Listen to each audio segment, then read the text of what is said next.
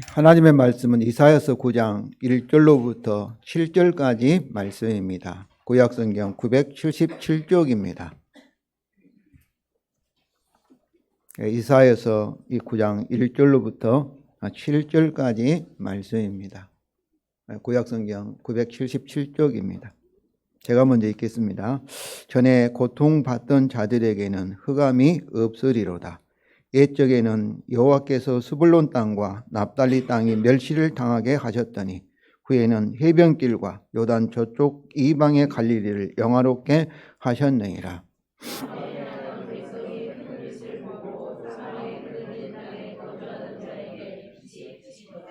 주께서 이 나라를 창성하게 하시며 그 즐거움을 더하게 하셨으므로 추수하는 즐거움과 탈취물을 나눌 때의 즐거움 같이 그들이 주 앞에서 즐거워하오니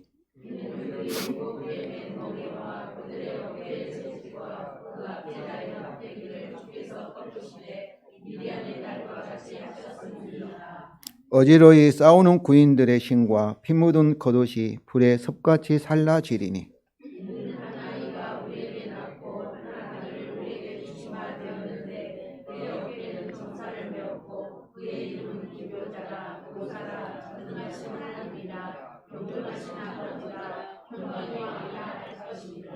다 같이 읽겠습니다. 그 정사와 평강의 더함이 무궁하며 또 다윗의 왕자와 그의 나라에 군림하여 그 나라를 굳게 세우고 지금 이후로 영원히 정의와 공의로 그것을 보존할 것임이라. 만군의 여호와의 열심히 이를 이루시리라. 아멘.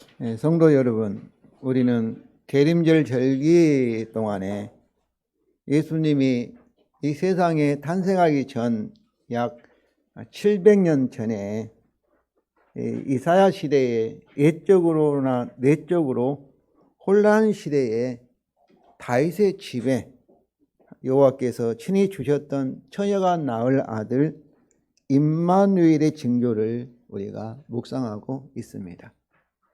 징조라는 것은 이 사인입니다. 무엇에 대한 사인인가? 하나님의 말씀에 대한 사인이에요. 하나님 말씀이 곧 무엇을 가리키는가? 이 사인은 참으로 불신자 아하스 왕같이 하나님 말씀을 믿지 못하는 자에게는 감춰진 비밀입니다. 그러나 이사야와 같이 그것을 믿는 사람에게는 알려진 진리인 것이죠. 그러니까 십자가 복음도 마찬가지예요. 믿지 않는 자들에게는 그것은 알지 못하는 비밀로 남아있지만 믿는 저와 여러분에게는 뭐로 남아있어요? 하나님의 우리의 생명의 진리로 알려진 그런 말씀인 줄로 믿습니다. 특별히 올해는 우리 정집사님이 기도하신 것처럼 이사야 시대와 같이 12월 3일에 비상계엄과 또 해제로 야기된 정치, 경제, 사회적으로 혼란의 시기를 우리가 경험하고 있습니다. 참으로 주님의 은혜로 위험한 상황은 지나간 것 같지만은 여전히 참으로 내란을 일으킨 사람들에 대한 수사가 진행되고 있고 또 대통령에 대한 탄핵 재판이 헌법재판소에서 진행 중에 있습니다. 이것에 대한 찬반의 격렬한 대립이 우리 사회 전반에서 일어나고 있고 특별히 우리 정집사님이 기도한 것처럼 교회 안에서도 탄핵을 찬성한다 또 반대한다 그렇게 대립되고 있습니다. 성도 여러분, 이 근대 국가의 참으로 이 계약, 사회적인 언약의 기초에서 근대 국가가 이렇게 설립되었습니다. 헌법이 뭐냐 하면은 그것이 계약이에요. 그래서 우리 국민의 우리의 대표자인 국회에서 3분의 2의 동의를 얻어야 되고 그것으로 끝난 것이 아니라 국민 투표를 해서 우리 국민이 그것을 찬성, 여러분이 사인한 거예요. 계약을 맺은 거예요. 사회적인 계약으로. 맺은 것이 헌법입니다.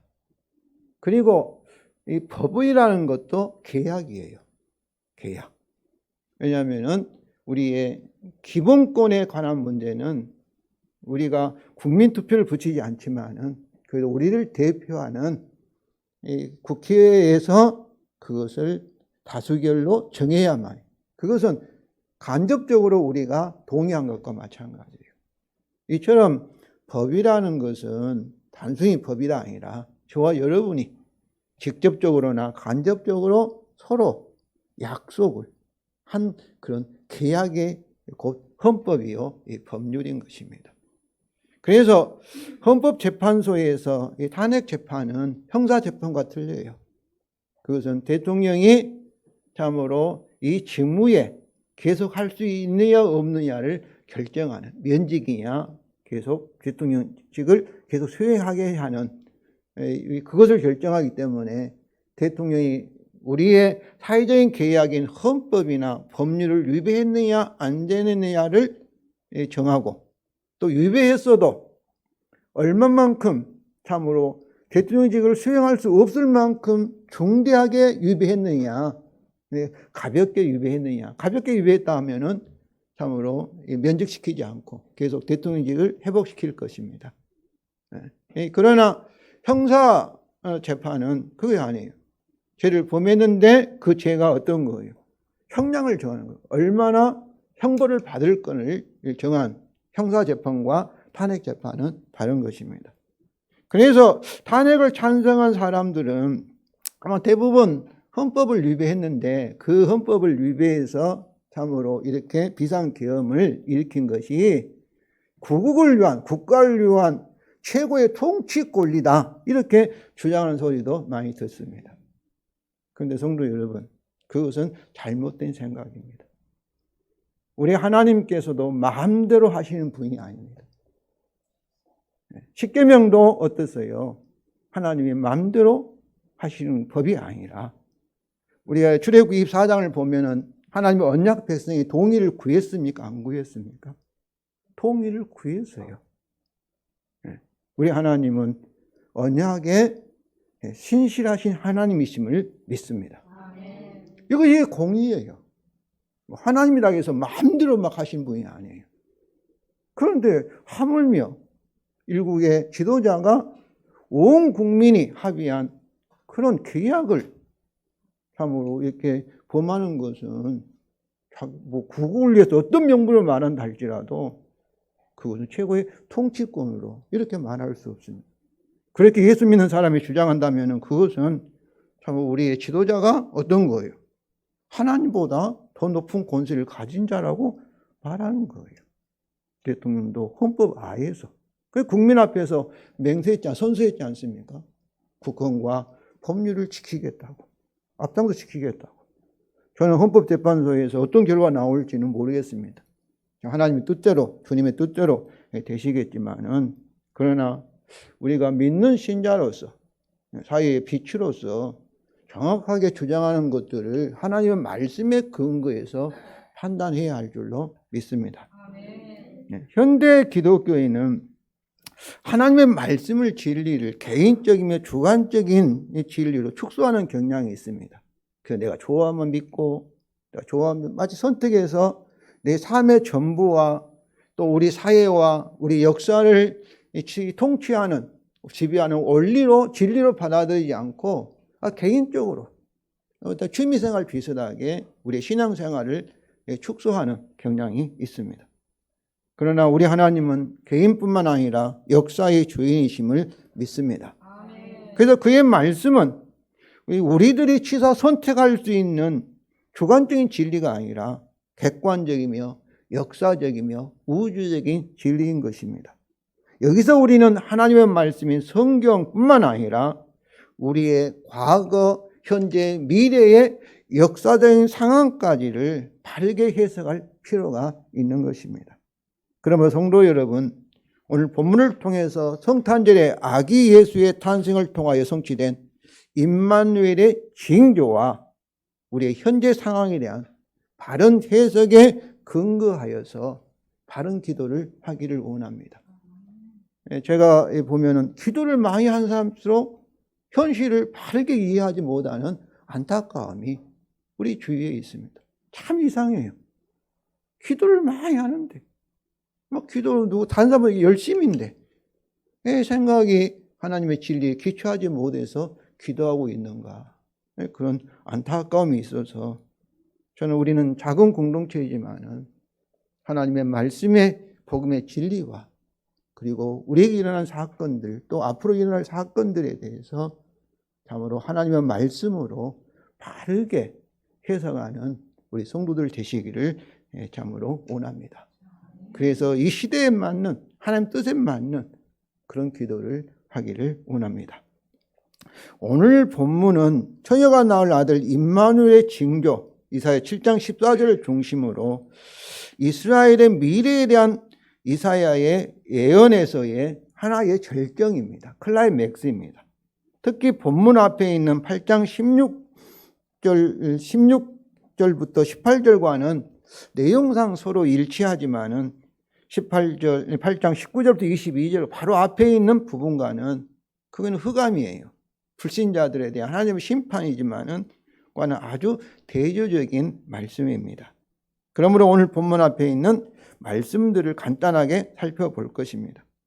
이미 말씀한 것처럼 처녀가 낳을 아들 임마누엘의 징조라는 것은 아람과 북이스라엘의 이 위협에 다윗 언약의 근거의 이사야를 통하여 주신 여호와의 구원의 약속. 두려워하지 말라는 거예요. 그들은 멸망할 것이니까 하나님 여호와께서 지킬 것이니까 아하스 왕에게 그렇게 이사야를 통해서 약속하고 그런데 아하스 못 믿으니까 네가 원하는 징조를 구해라. 그 말씀이 사실이라는 거죠. 근데 그것도 거절한 아수리. 그 이유는 하나님 여호와 하나님의 말씀과 하나님보다는 누구를 의지한 거예요? 아수리와 제국을 의지하기로 이미 결정한 거예요. 예계적으로. 그런 아하스 왕과 그 백성에게 감춰진 여호와의 심판의 징조이지만 그것을 믿는 이스라엘 포함한 남은 자들에게는 계시된 알려진 여호와의 구원의 징조이기에 이사야는 여호와의 심판과 그 구원을 개조하면서 반복적으로 계속 예언을 하였습니다. 즉 그는 전자 불신의 이스라엘에게는 가까운 장래에 아수리아를 통한 여호와의 심판이 있을 것이며 7장 15절부터 8장 8절까지입니다. 그 후에는 후자에게 남은 자에게 믿음의 사람이 아수리아를 포함한 민족들의 끝내 패방 이 예언은 예수님의 재림으로 이 말세의 심판 최후의 심판까지도 포함되죠. 또한 구원이 있을 것이다. 8장 9절과 10절이죠. 그러므로 만군의 여호와가 남은 자들에게는 성소가 되시지만은 불신 이스라엘에게는 걸림돌과 함정과 올무가 될 것이다. 곧 여호와 하나님, 또 임마누엘, 우리 함께하신 하나님이 믿는 자에게는 구원의 하나님이 되시지만은 그러나 믿지 않는 자에게는 영원한 심판의 하나님이 되실 것이라는 것을 이사야 선지자가 예언을 하였습니다. 이제 본문과 내용상 일치하는 8장 16절부터 18절입니다. 우리 다 같이 읽겠습니다. 너는 증거의 말씀을 싸매며 율법을 내 제자들 가운데서 봉함하라. 이제 야곱 집에 대하여 얼굴을 가리시는 여호와를 나는 기다리며 그를 바라보리라. 보라, 나와 및 여호와께서 내게 주신 자녀들이 이스라엘 중에 징조와 예표가 되었나니 이는 시온산에 계신 만군의 여호와께로 말미암은 것이니라. 여기서 증거의 말씀과 그리고 율법은 뭐겠어요? 이사야 선지자가 예언한 말씀을 가리킬 것입니다. 그런데 그 말씀이 얼마나 정확하고 확실함을 확증하기 위해서 서로 싸매며 보관하며 그리고 이게 봉함하라 그것은 인으로 쳐가지고 고치지 못하도록 그거를 보존하라 이 그런 명령인 것입니다. 그런데 여기서 증거의 말씀이 무엇이고 또 율법이 무엇인가 이 둘이 같은 의미로서 이사야의 예언의 말씀을 가리킨다고도 생각될 수 있지만은 그러나 저는 임마누엘 징조가 여호와의 심판과 이 구원을 이렇게 나타내고 있는 것처럼 여기서 18절에 이사야 이름은 여호와는 구원이시라 그런 의미입니다. 이사야라는. 근데 이사야 자신과 그의 아들들, 첫째 아들 수알 야숲은 남은 자가 돌아오리라. 그러니까 심판을 받지만 심판을 통해서 남아있는 구원받은 자가 돌아올 것이다. 이게 구원의 약속이잖아요. 그런데 둘째 아들 마헬 살라 하스바스는 속히 노략이 속히 임함. 그러니까 심판이 급속 빨리 올 것이다. 그런 의미가 있습니다. 이런 이사야 신과 그의 이 두 아들의 이름들이 이름이 처녀가 낳을 아들 임마누엘의 징조와 같이 그들 하나님의 말씀에 대한 심판과 구원에 대한 말씀에 대한 징조와 예표가 되기 때문에 저는 율법 원자에 근거한 여호와의 심판의 메시지를 가리키고 있고 증거의 말씀은 아브라함 원작이나 다윗의 원작에 근거한 그의 구원의 말씀을 가리키고 있다고 생각합니다. 그러나 그들은 서로 동전의 양면같이 서로 밀접하게 관련되어 있습니다. 이는 율법 원작에 따라 그의 심판을 통하여 다윗 원작에 따라 그의 구원이 이루어지기 때문입니다. 그러니까 오늘날로 말하면 율법과 복음을 말하는 거예요. 특히 8장 17절 18절을 인용한 히브리서 2장 13절입니다. 우리 다 같이 읽겠습니다. 내가 그를 의지하리라 하시고 또 다시 볼지어다 나와 및 하나님께서 내게 주신 자녀라 하셨으니. 내가 그를 의지하라, 이 말씀은 예수 그리스도의 말씀입니다. 말씀을 히브리서 기자가 기록했는데 내가 그를 의지하리라, 이 말씀은 이사야서 8장 17절 말씀과 같고, 그 다음에 18절은 나와 및 여호와께 내게 주신 자녀라 이렇게 하셨으니 이건 뭐겠어요? 곧 이사야와 그의 자녀들을 예수님은 자기 자신과 그리고 그의 자녀, 그의 몸인 교회에 대한 예표로 이해를 하신 것입니다. 그러므로 결국 율법과 이 증거의 말씀은 예수 그리스도와 그의 복음의 열매를 증거하는 이사야의 예언의 말씀인 것입니다. 이런 증거의 말씀과 율법에 근거하여서 이사야의 결단입니다. 소망입니다. 8장 17절 우리 다 같이 읽겠습니다. 이제 야곱의 집에 대하여 얼굴을 가리시는 여호와를 나는 기다리며 그를 바라보리라. 이처럼 이사야 선지자는 율법 원약의 근거에 야곱의 그 얼굴을 가리시는, 이게 무슨 말씀이겠어요? 심판하시는, 아수라를 통해서 심판하시는. 그래서 그 여호와가 어떤 여호와입니까? 이 심판의 시기가 흑암이 지나가고 다윗 언약을 성취하실, 그의 맹세를 성취하실 여호와를 기다린다는 것입니다. 그렇습니다. 율법과 증거의 말씀에 근거하여 이스라엘을 포함한 회개와 믿음의 사람들이 남은 자들에게는 절대 흑암 속에서도 뭐가 있다는 거예요? 절대 소망이 있다는 것이 오늘의 본문의 말씀의 메시지인 것입니다. 그러나 이사야가 선포한 율법과 증거의 말씀을 거절한 자들에게는 오직 여호와의 심판만 있을 뿐입니다. 8장 19절과 22절입니다. 우리 다 같이 읽겠습니다.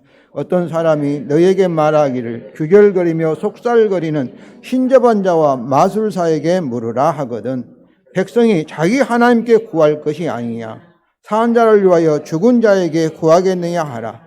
마땅히 율법과 증거의 말씀을 따를지니 그들이 말한 바가 이 말씀에 맞지 아니하면 그들이 정녕 아침빛을 보지 못하고 이 땅으로 헤매며 공고하며 굶주릴 것이라.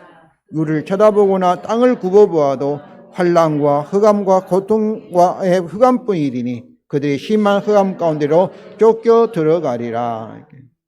여기서 아침 해라는 것은 우리가 밤은 이렇게 사망이죠. 그 아침은 참으로 생명이지 않습니까? 여기서는 율법과 증거의 말씀을 상징합니다. 왜냐하면 여호와가 빛이기 때문입니다. 아침을 보지만, 빛을 보지만 소망이 없다는 거죠. 희망이 없다는 거죠. 그런데 여기서 율법과 증거의 말씀을 거절하고 이 말씀에 맞지 않는 자들은 뭐라고 해요? 죽은 자라고 표현하잖아요. 이미 죽은 자예요. 죽은 자들이며, 그 에베소 2장 1절에도 허물과 죄로 죽은 자들 이렇게 표현하지 않습니까? 영적으로 죽은 자예요. 그들의 특징은 뭐예요? 자칭 법사나 도사나 마술사 같은 무속을 따르는 자입니다. 오늘날 참으로 안타까워요.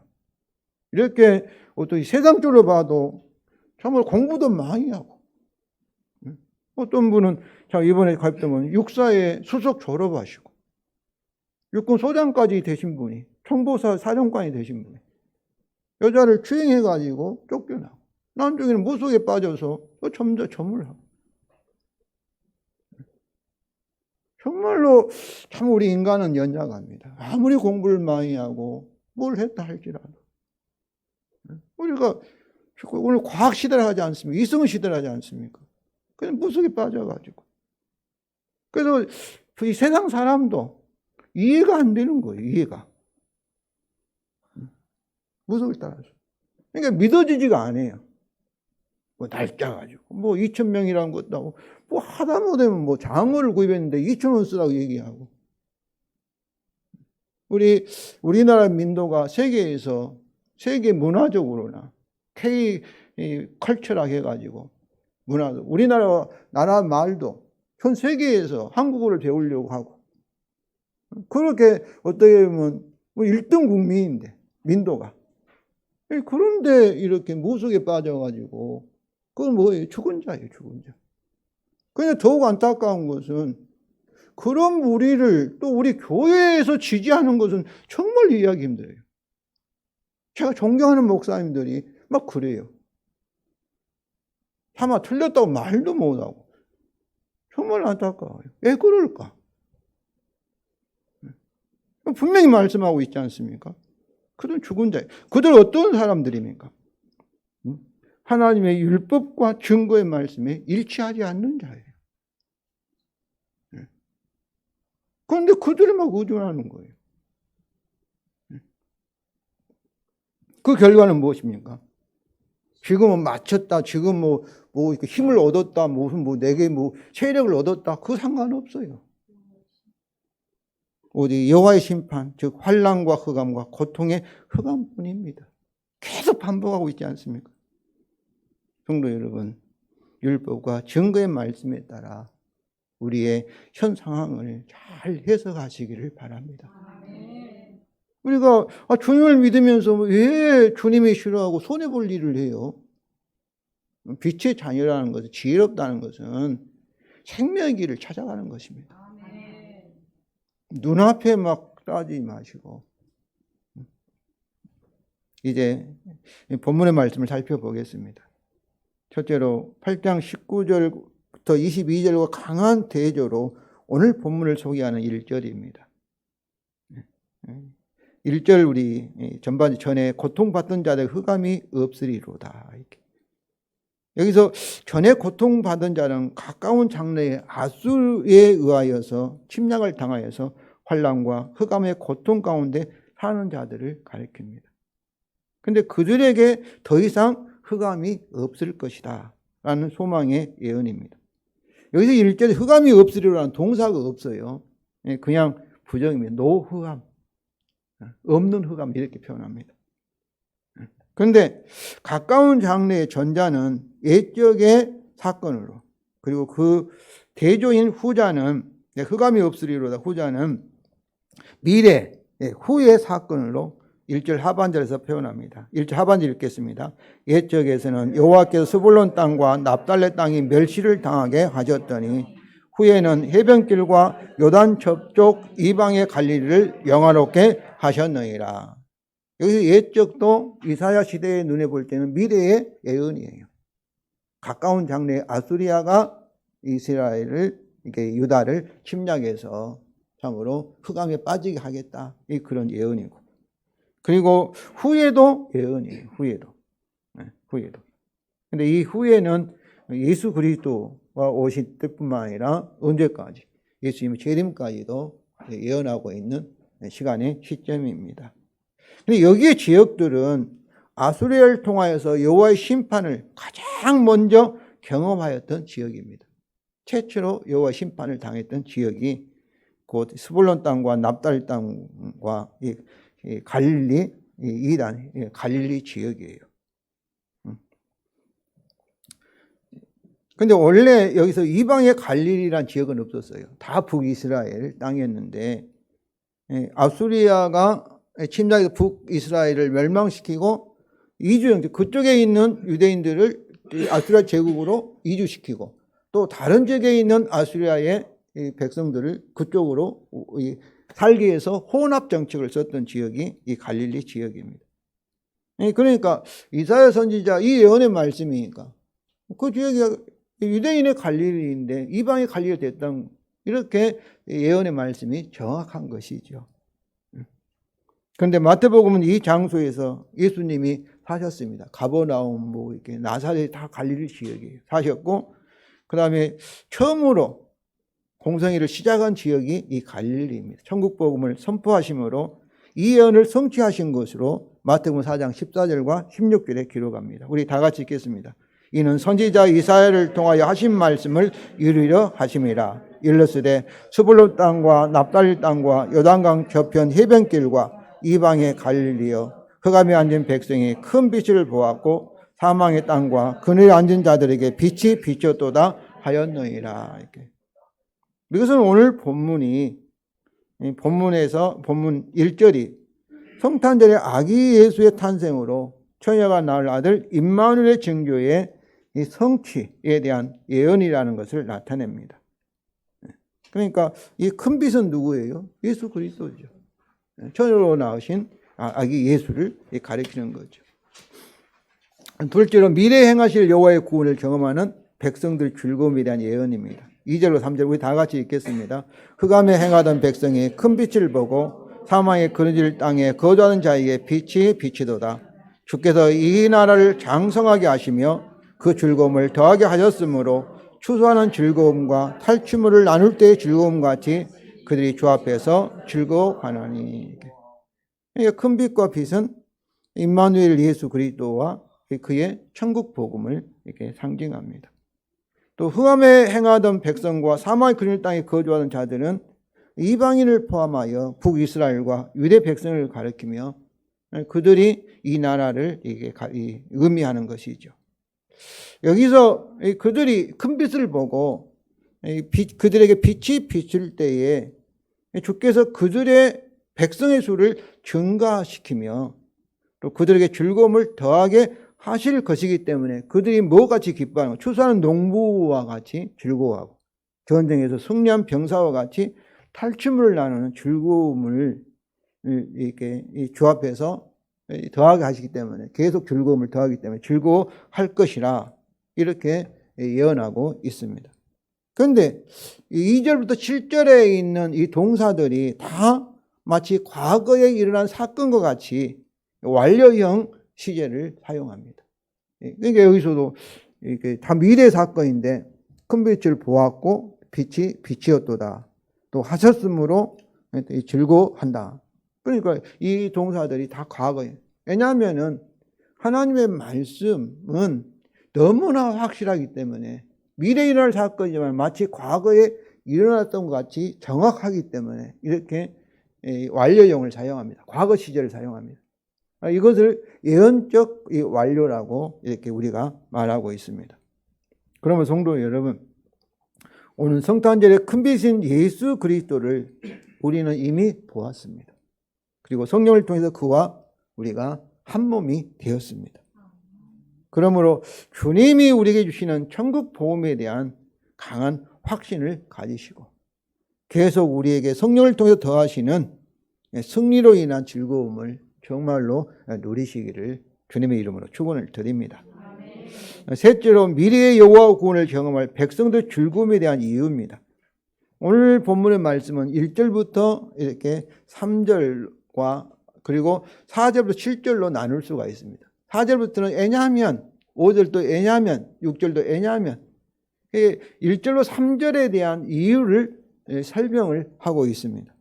첫째 이유는 주께서 그들의 모든 압제에서 그들을 해방하실 것이기 때문입니다. 4절 우리 읽겠습니다. 이는 그들이 무거운 멍에와 그들의 어깨의 채찍과 그의 압제자의 막대기를 주께서 꺾으시되 미래한 날같이 하셨음이니라. 그러니까 우리를 죄로 인한 이런 멍에 하나님의 저주와 심판에서 우리를 구원하시고 자유케 하실 것 때문에 우리가 즐거워할 수 있다는 거죠. 여기서 미디안의 날이란 뭐겠어요? 기드온의 300명의 병사가 수많은 미디안 군대에 대해서 승리한 날을 가리킵니다. 그런데 어떻게 300명이 수십만의 군사를 이길 수 있겠어요? 오직 여호와의 능력으로 승리하였고, 기드온에 필요한 것은 뭐예요? 여호와 그의 말씀에 대한 믿음뿐이라는 것을 보여주고 있습니다. 그럼 성도 한 절에 천일을 통해 탄생한 예수 그리스도가 그의 십자가를 통하여서 죄로 인하여서 우리에게 있을 여호와의 모든 저주와 사망의 멍에를 결정적으로 꺾으셔서 이 예언을 이미 성취하셨고, 그리고 그의 재림으로 완전히 성취할 것을 믿으시기 바랍니다. 우리에게 필요한 것은 기도원 같이 오직 믿음뿐입니다. 그러므로 우리에 대한 승리, 그의 승리를 즐거워하시기 바랍니다. 둘째 이유는 주께서 전쟁에서 그들이 영원히 승리하게 하실 것이기 때문에 5절입니다. 우리 다 같이 읽겠습니다. 이는 어절에 싸우는 구인들의 신과 피 묻은 겉옷이 불에 섭같이 갈라지리니. 그래서 어절에 싸우는 구인들의 신발과 피 묻은 겉옷은 뭐겠어요? 전사한 군에서 벗겨낸 가장 일반적인 전리품 중에 하나여드립니다.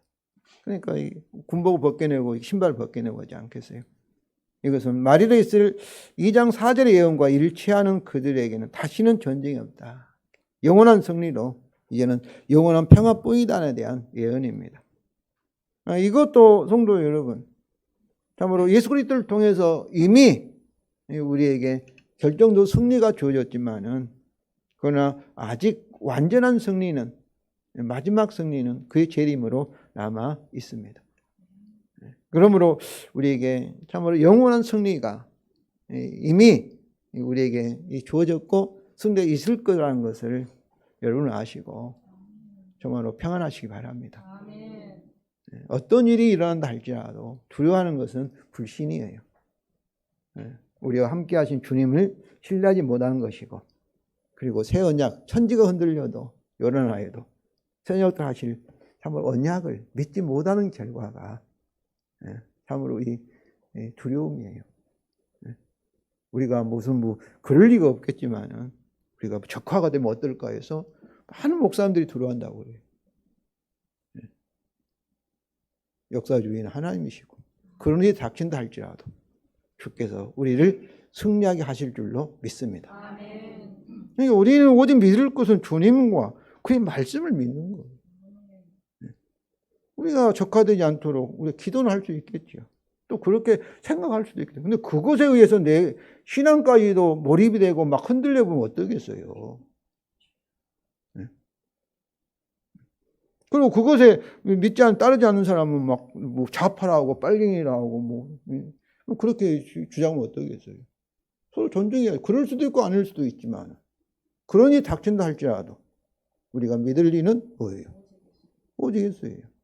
오늘 승리를 주신 십자가를 통해서 이미 죄로부터의 모든 저주와 멍에는 다 꺾으셨고, 주님 재림으로 완전히 우리 승리하실, 저는 주님과 새 언약의 약속을 믿습니다. 세상 사람이 뭐라 한다 할지라도 저는 주님 편에 서기 원합니다. 셋째는 한 아기가 우리에게 주어질 것이기 때문입니다. 여기서 그 이유, 키는 앞에 있는 두 가지 이유를 포함하고 있는 결정적이고 궁극적인 이유입니다. 먼저 그 아이의 탄생입니다. 이는 한 아기가 우리에게 낳았고 한 아들을 우리에게 주신 바 되었는데, 여기서 우리에게는 7장 14절을 연상하게 합니다. 주께서 친히 징조를 너에게 주실 것, 보라 처녀가 잉태하여 아들을 낳을 것이요 그의 이름을 임마누엘. 임마누엘 뭐 하나님이 우리와 함께 계심이라. 우리와. 여기 그러므로 우리에게 낳고 열나드는 인간의 힘에 의해서 낳은 것이 아니라 여호와에 의해서 처녀를 통하여 아기가 태어날 것을 나타냅니다. 그러니까 이 처녀가, 동정녀가 성령을 통해 아기를 낳았다, 저는 믿습니다. 예수 믿기 전에는, 믿음을 갖기 전에는 말도 안 된다고 생각했어요. 세상 사람처럼. 감춰진 하나의 징조지요. 지금은 의심이 안 돼요. 지금은. 믿어지는 거예요. 확신하는 거예요.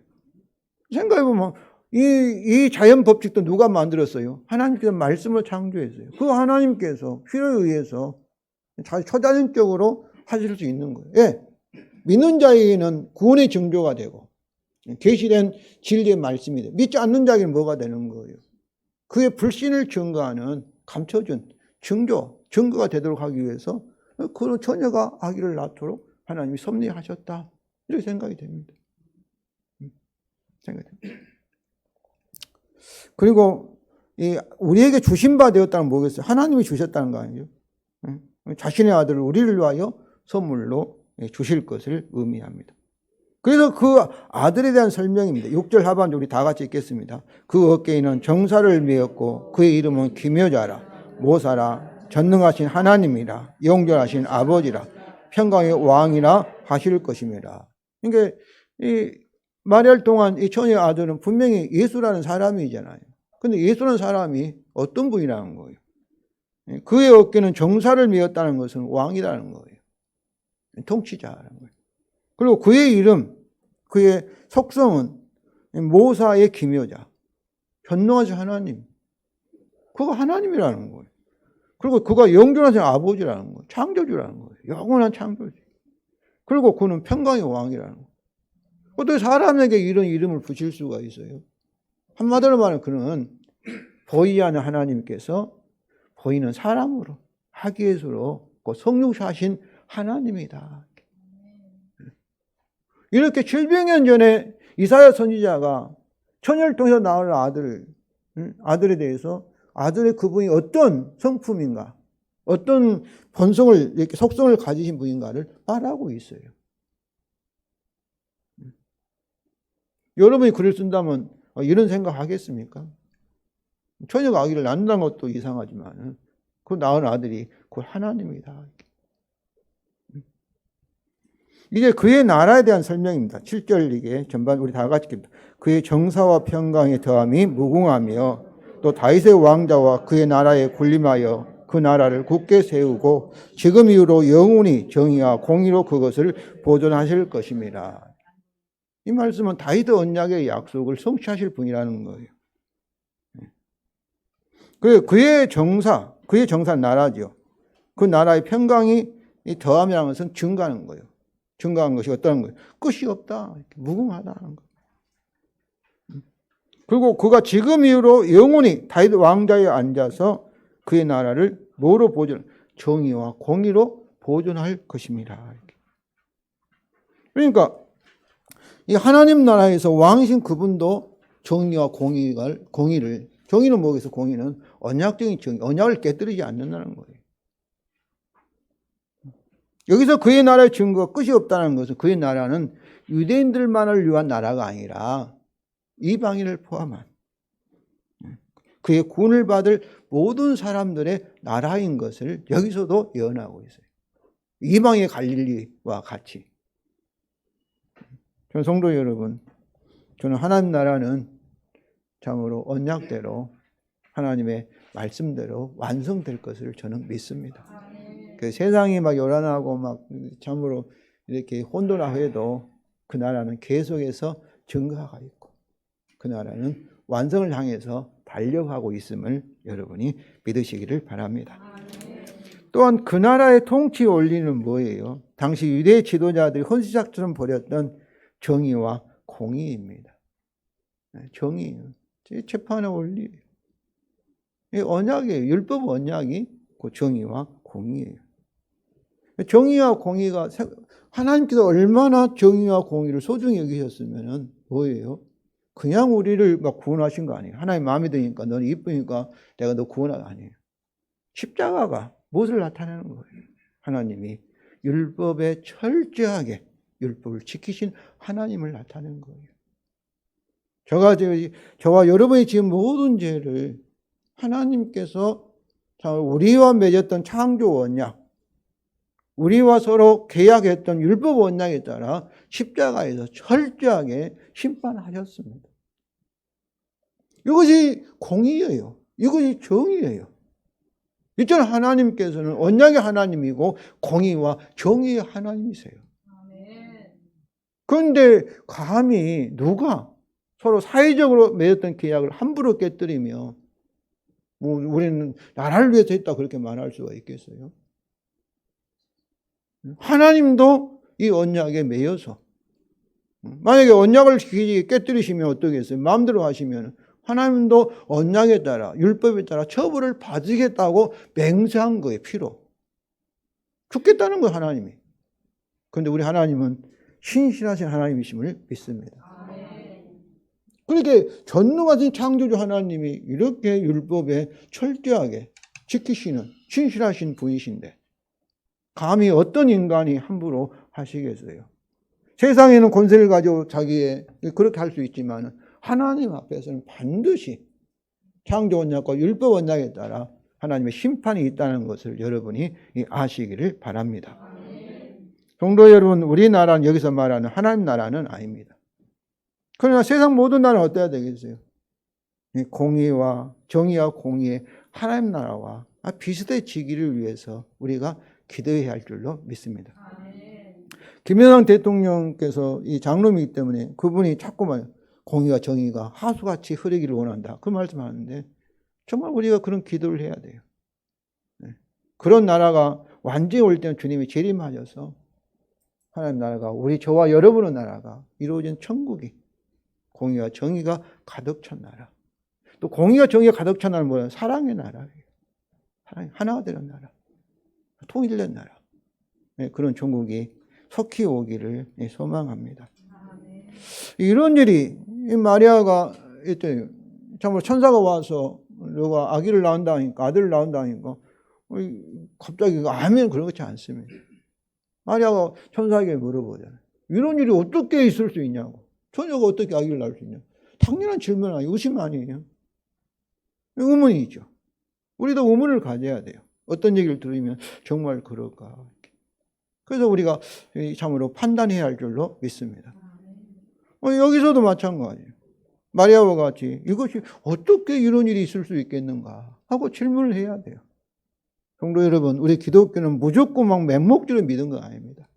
저는 제가 설교한 것도 하나님 말씀이 일치한가, 정말로 남희순 목사가 사실을 말하는가, 여러분 의심하기를 원해요. 확인해 보기를 원해요.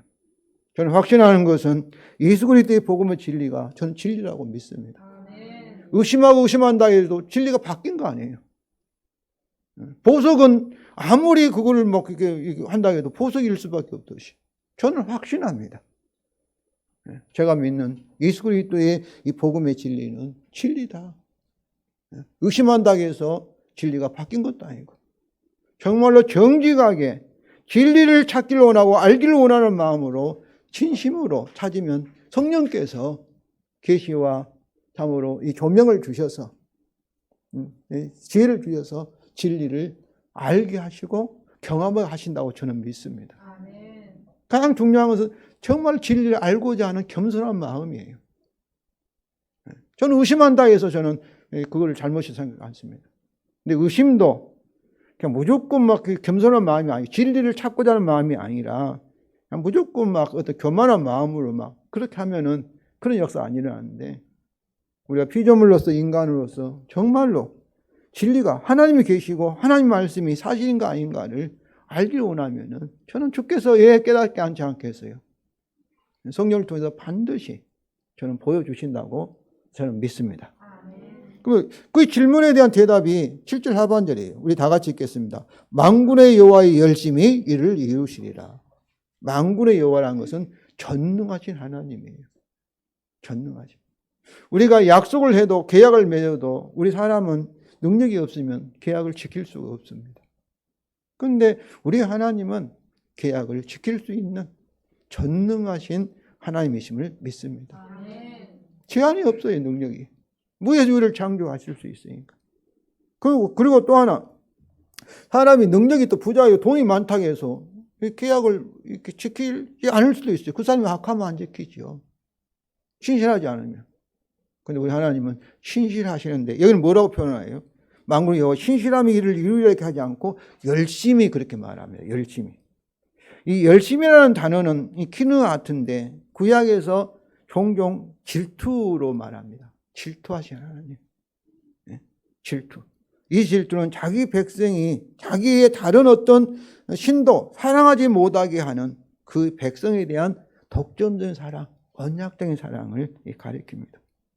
그러니까 참으로 이처럼 만군의 여호와의 전능하심과 자기 백성에 대한 그의 독점적이며 열성적인 사랑에 의해서 이것은 반드시 이루어진다는 것입니다.